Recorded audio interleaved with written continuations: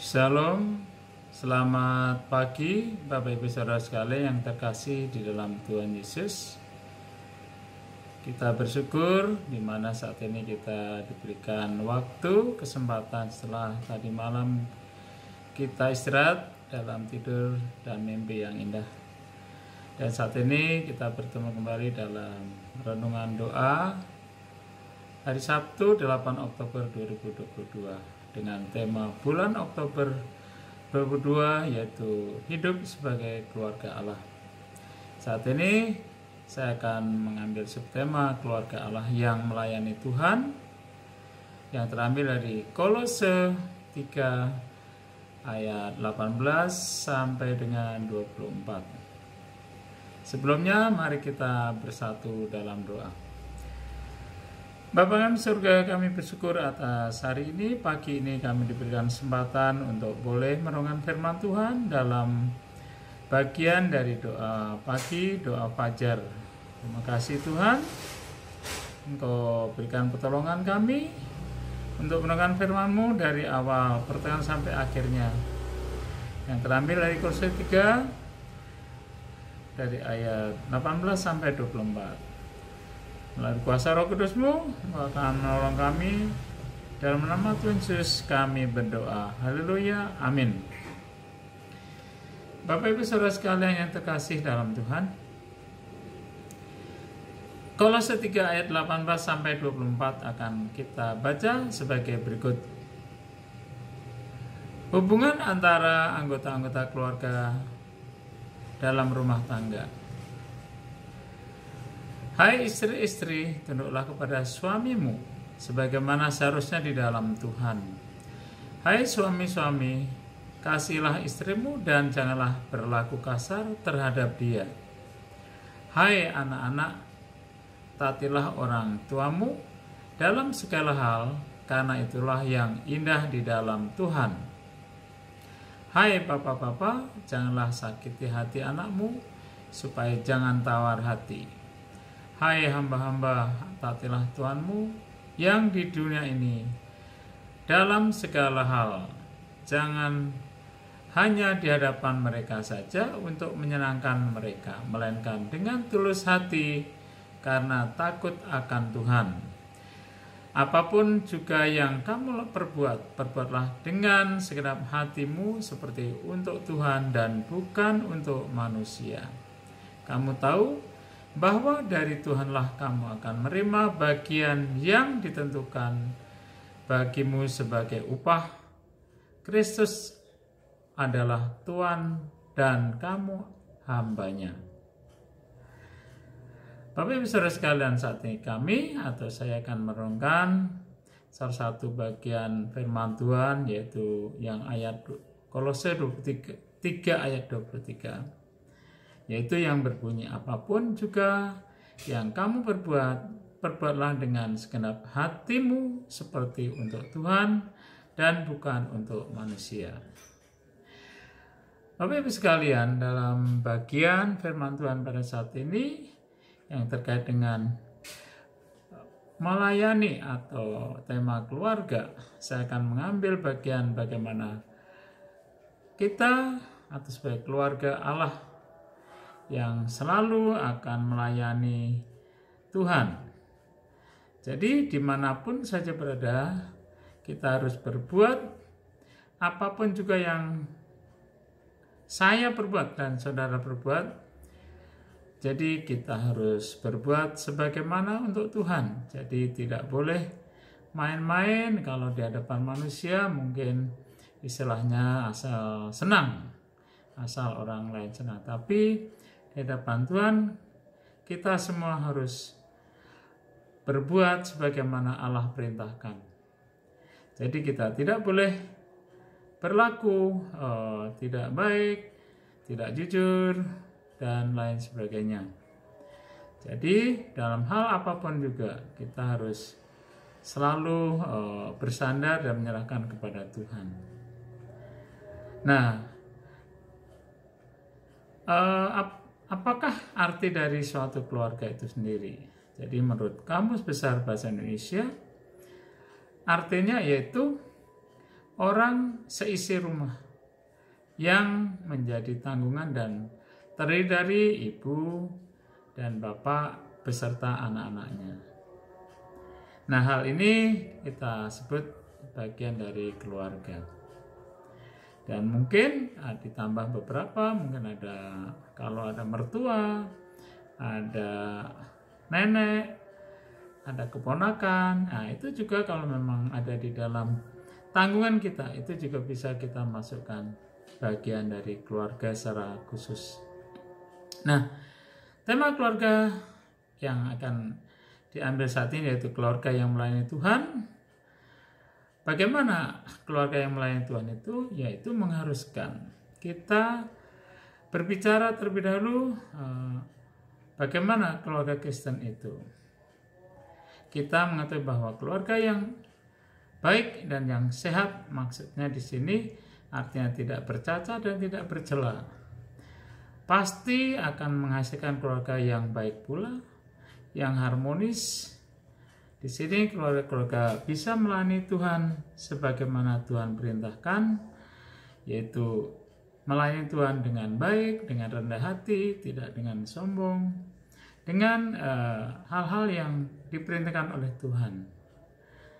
Bapak Ibu Saudara sekalian, keluarga menjadi tempat utama bagi pendidikan, keutamaan atau kebajikan dalam moral dan juga peradaban yang memberikan sumbangan bagi kehormatan manusia, solidaritas serta kesejahteraan umum masyarakat.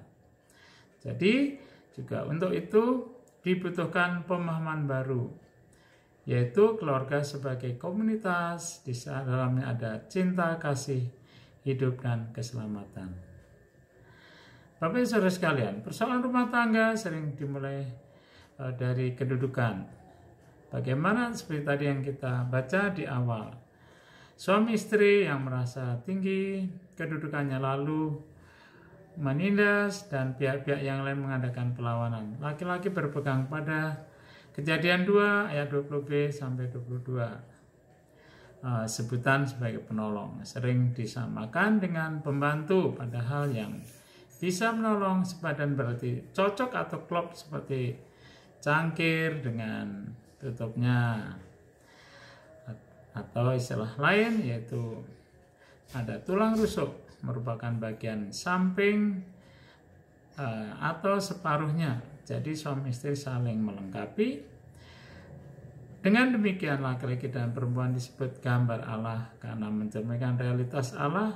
Trinitas itu yaitu pribadi berbeda tetapi sedemikian intim sehingga membentuk kesatuan ilahi satu Allah.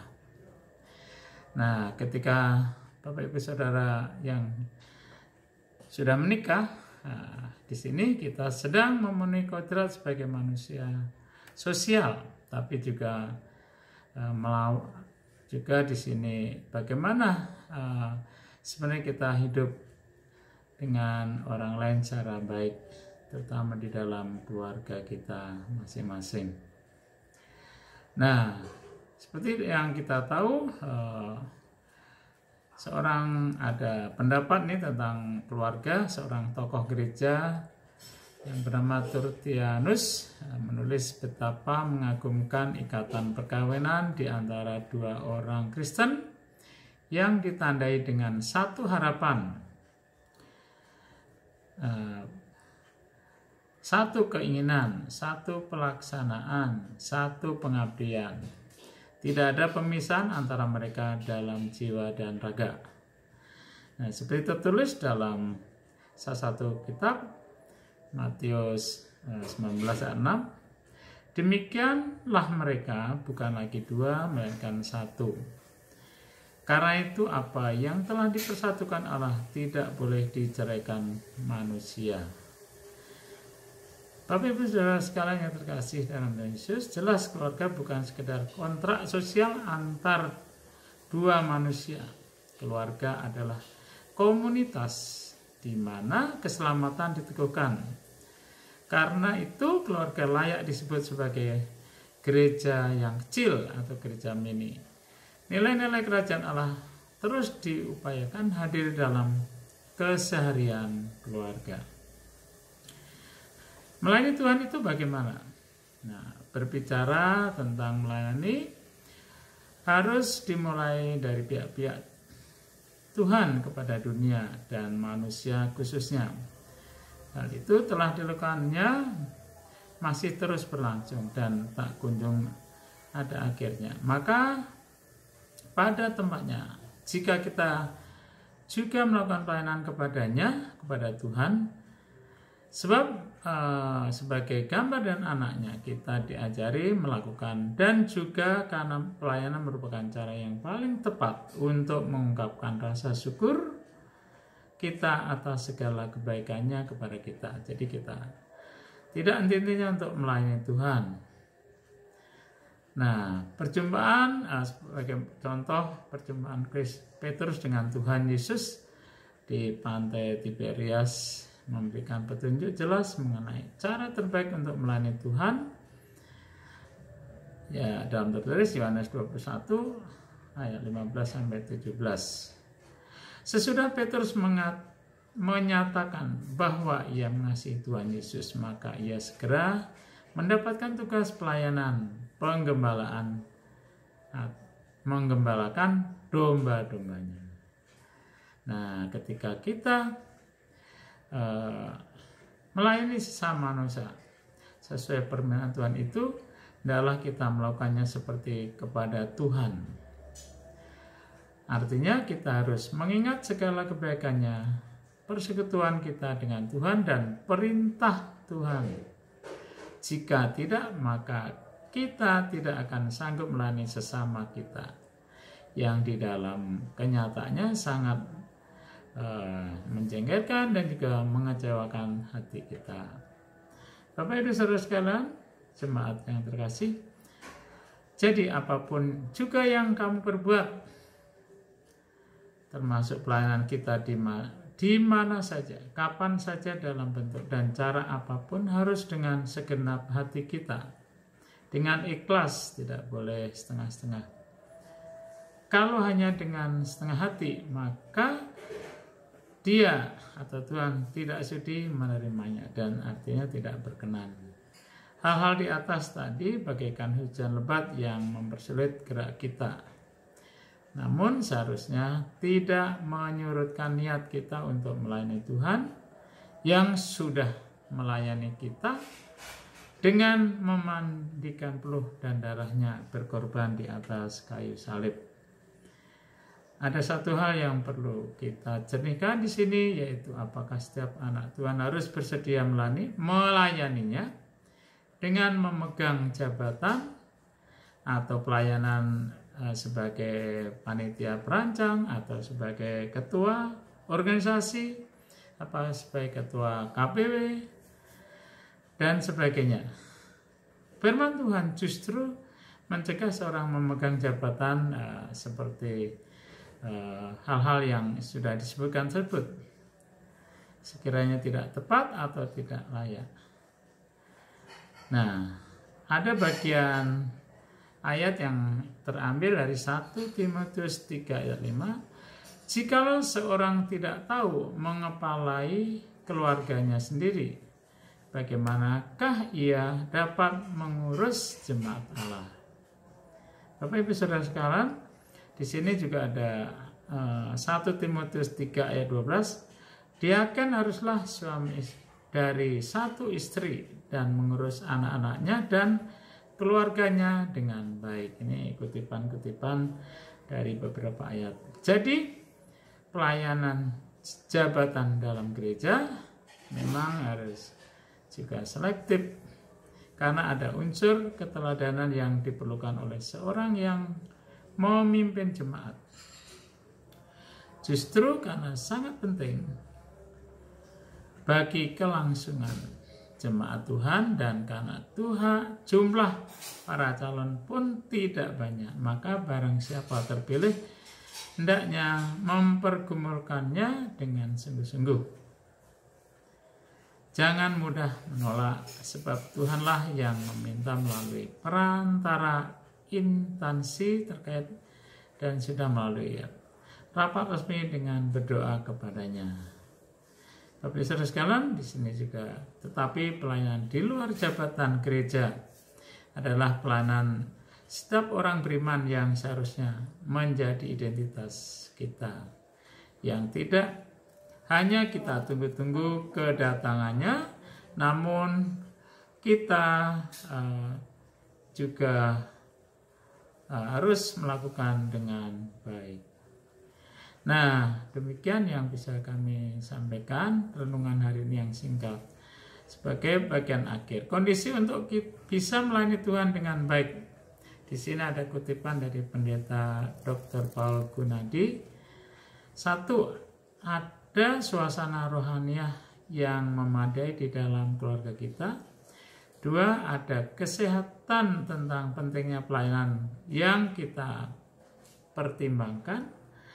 3. Ada dukungan dari pasangan dan anggota keluarga yang lain. 4. Waktu dan energi yang terambil dari keluarga terkompensasikan dengan efektif sehingga tidak menimbulkan dampak negatif. Yang kelima, jika terjadi ketidakseimbangan atau gangguan keterlibatan dalam pelayanan itu perlu dievaluasi ulang. Nah, Bapak Ibu sekalian yang terkasih dalam nama Tuhan Yesus, nah, jangan terpengaruh oleh lebatnya hujan, sebab setiap orang mempunyai janji pribadi dengan Tuhan. Jika bisa bersama-sama atau rame-rame melayani Tuhan bersama seisi keluarga tentulah sangat menyenangkan. Tapi itu bukan suatu keharusan. Oh ya, melayani Tuhan berarti kita akan memberikan waktu, tenaga, pemikiran, talenta, bahkan harta kita yang harus kita berikan kepada Tuhan.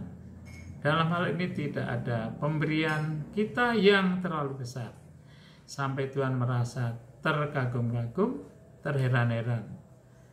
Pemberian kita selalu masih tak sebanding dengan kasih karunia Tuhan. Jadi jangan merasa kita sudah berbuat banyak, tapi dibandingkan dengan kasih Allah tidak seberapa.